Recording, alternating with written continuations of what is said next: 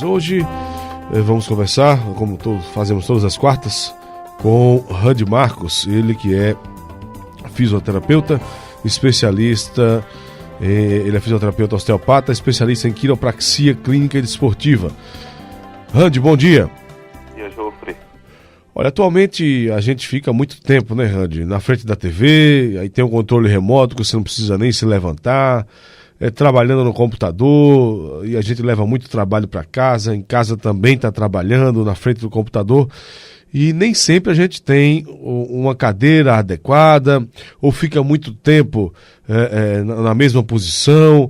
Isso podem ser fatores determinantes para a instalação de agressões, né, ao corpo, principalmente crianças e adolescentes. Quais seriam as principais consequências para o desenvolvimento do corpo de uma criança ou de um adolescente, por exemplo, que fica muito tempo sentado na mesma posição ou na frente do computador, o que é tão comum hoje em dia, videogame, televisão? Exatamente, Jofre. A gente tem hoje uma incidência muito elevada de crianças que não se movimentam muito bem no período crucial do desenvolvimento dela.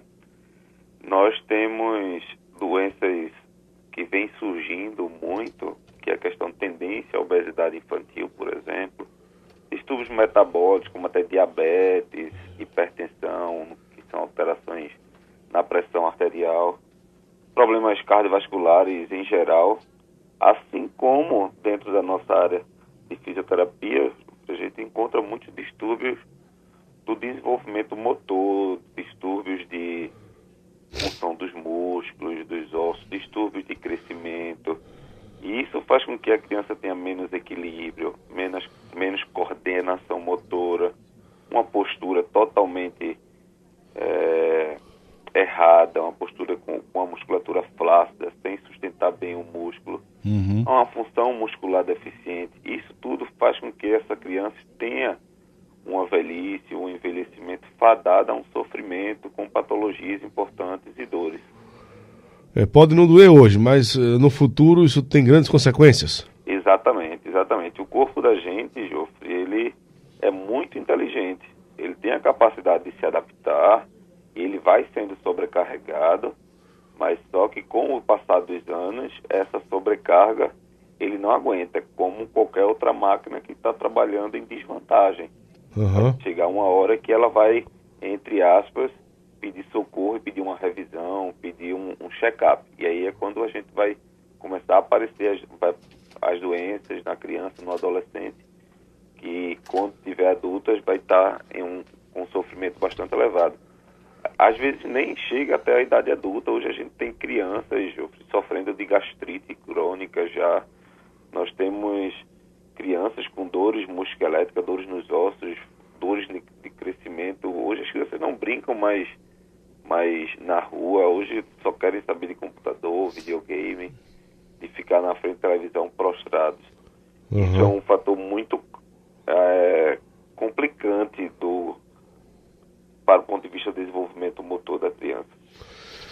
E com relação às atividades físicas, é importante que essa criança faça, do adolescente, que opções de exercícios nós temos? Ouve-se falar muito no Pilates, né? Também serve para esse tipo de público? Exato, Jofre. Estudos já comprovam que a atividade física regular é benéfica desde crianças até idosos. Isso a gente não tem dúvida, já está ratificado, já está confirmado isso. E o método Pilates hoje ele vem se desenvolvendo de uma forma bastante criteriosa, onde o Joseph Pilates, né, que foi o fundador, criou durante a Primeira Guerra Mundial para tentar manter o corpo mais exercitado, mais definido. E essa definição de condicionamento físico, ele vem através de uma obtenção e desenvolvimento uniforme do corpo, com uma boa saúde até da mente, mental, capacidade de realizar naturalmente suas atividades diárias. E assim, ele apresenta como princípios básicos uma concentração, controle, respiração, uma leveza dos movimentos, precisão, flexibilidade, força, equilíbrio, coordenação, tudo com exercícios pensados para aquele indivíduo de maneira bem peculiar e bem individualizada, podendo ser exercícios em máquina, máquinas específicas, ou exercícios no solo, utilizando apenas o peso do corpo.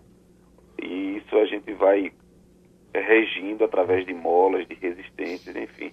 Uhum. E o Pilates ele é indicado, como foi dito, para crianças, idosos, e o estímulo do desenvolvimento para o corpo é excelente, no caso de criança, prevenção de lesão, assim como para recuperação funcional no caso de idoso, alguma pessoa que tenha pós-cirúrgico, alguma coisa do tipo.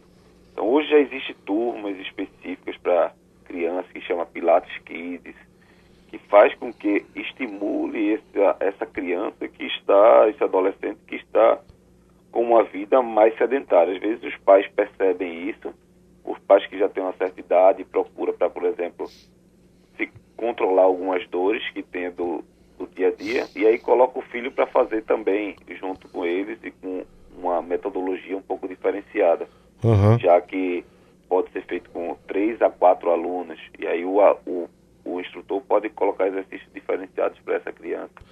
Entendo. Na minha fase de adolescência, Randy, se falava muito da musculação, né? Naquele tempo era máquina Apollo. Eu confesso a você que as únicas vezes que eu entrei na academia foi para fazer matéria. Eu não sou muito fã. Mas os meus colegas naquela fase, 14, 15 anos, todos já eram muito fãs e tal, e queriam fazer, mas a gente sempre ouvia a questão de que os músculos ainda não estavam na maturidade, não haviam atingido a maturidade muscular e que tem restrições. No Pilates isso também acontece? Há contraindicações para o Pilates, além dessa questão da musculatura que está maturando ou outras? Pronto, Jofre. O Pilates, como qualquer outra atividade física, embora seja de baixa intensidade, dependendo do exercício que você faça, ele pode aparentar ser com a intensidade baixa, mas ser muito estimulante, requerindo muita condição física do indivíduo. Então ele precisa sim ser um paciente que tenha suas condições hemodinâmicas, questão de pressão arterial bastante controladas, além de nenhuma alteração relacionada com pressão abdominal elevada, porque o que acontece? Um dos critérios, um dos princípios básicos do Pilates é a concentração na força abdominal. Então, se a gente tem história, por exemplo, de perda urinária, de refluxo gastroesofágico, quando a gente aumenta a pressão abdominal durante o exercício, essa pressão abdominal só vai intensificar essas perdas urinárias ou esse refluxo. Então, deve ser sempre orientado ao profissional que trabalha com essas pessoas com algumas patologias, uma forma de trabalhar o exercício sempre monitorando. Já existem colegas que trabalham com frequencímetro cardíaco para ver a frequência cardíaca do aluno, do paciente, e aí isso faz com que você trabalhe em cima de uma segurança, de uma margem de segurança, para que não venha cair em nenhum risco por conta do exercício. Outra questão que aí a gente vê, eu também quando era mais jovem escutava bastante, é que fazer exercício de força, ir para academia, alguma coisa tipo a criança ou adolescente não poderia fazer. Isso na verdade é um mito muito grande. O que deve ser feito é selecionar o tipo de exercício para aquela criança e para aquele adolescente. Até porque, Jofre, desde quando nós nascemos, nós estamos fazendo força. Não sei se você já observou uma criança amamentando. A criança amamentando, mamando, na verdade, quem amamenta é a mãe, né? Ela sua bastante, fica com o rosto, a cabecinha toda suada. Aquilo nada mais é do que um esforço muito grande, uma força muito grande que ela coloca nos músculos da face, da boca.